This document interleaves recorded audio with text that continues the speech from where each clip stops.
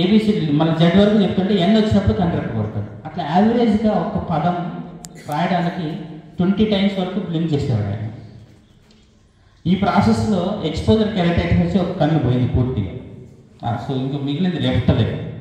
So దాని సహాయంతో సుమారుగా 2 lakhs టైమ్స్ బ్లింక్ చేసి ఒక బుక్ కంప్లీట్ చేశాడు, the diving bell and the butterfly. అది రిలీజ్ అయిన 2 daysలో యూరోప్లో one of the best seller అయింది, the diving bell and the butterfly. ఆయన పేరు బాబీ. అది రిలీజ్ అయిన 4 days తర్వాత ఆయన న్యూమోనియాతో చనిపోయాడు.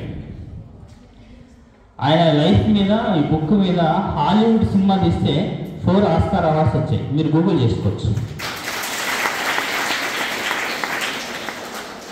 శరీరంలో ఏ అవయవాలు పనిచేయకపోయినా కేవలం కనురెప్పలు మాత్రమే పనిచేస్తున్నా మనిషి అనుకున్న లక్ష్యాన్ని సాధించగలడు అని చెప్పడానికి ఇది ఒక ఉదాహరణ. మీరు చాలా అదృష్టవంతులు. గురుకులంలో చదువుకోవడం చాలా అదృష్టవంతులు, గురుకులంలో చదువుకోవడం అంటే. ఎందుకంటే మనకి బయట ప్రపంచం ఎటుపోతుందో మనకు సంబంధం లేదు. మన లక్ష్యం ఒక్కటే, చదువుకోవాలి, జీవితంలో ఒక ఉన్నత స్థితికి వెళ్ళాలి, మనకున్న ప్రొఫెషన్లో మనం ఎక్సలెంట్ ఉండాలి, నెంబర్ 1 పొజిషన్లో ఉండాలి, ఏ పనా చేయని నెంబర్ 1 ఉండాలి అనే లక్ష్యంతో పోవడానికి గురుకులం మీకు చాలా సహాయం చేస్తుంది. గురుకులాల నుంచి బయటకు వెళ్ళిన తర్వాత మీకు తెలుస్తుంది. బయటకు వెళ్ళిన తర్వాత తెలిస్తే ఇక్కడికి వచ్చి కూర్చొని చదువుకోలేరు మళ్ళీ. సో ఇలాంటి అవకాశం మళ్ళీ మళ్ళీ రాదు. మీరు మీ అమ్మ నాన్న చేసుకున్న, అంటే వాళ్ళు చేసిన పుణ్యం వల్ల మీరు అదృష్టవంతులు కాబట్టి గురుకులంలో చదువుకుంటున్నారు. చాలామందికి లేని అవకాశాలు మీకున్నాయి. లేని వాటి గురించి మీరు ఆలోచించకండి. జీవితంలో ఏమీ లేకపోయినా కూడా లక్ష్యాన్ని సాధించిన వాళ్ళు చాలామంది ఉన్నారు, వాళ్ళే మనకి ఇన్స్పిరేషను. నెగిటివ్ మైండ్ వదిలేయండి, కంప్లైనింగ్ నేచర్ వదిలేయండి.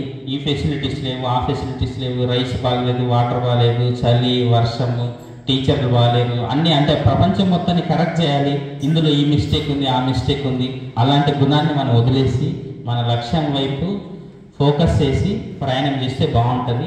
All the best. Thank you. Thank you sir. చాలా చాలా ఇన్స్పైరింగ్ స్టోరీస్ చెప్పారు. ఇన్ఫ్యాక్ట్ పిల్లలకే కాదు, మాకు కూడా రియల్లీ వెరీ ఇన్స్పైరింగ్ సార్. ఆ బుక్స్ కూడా మేము కూడా తెప్పించుకుని ఒకసారి చదువుతాము. Thank you so much. And apart from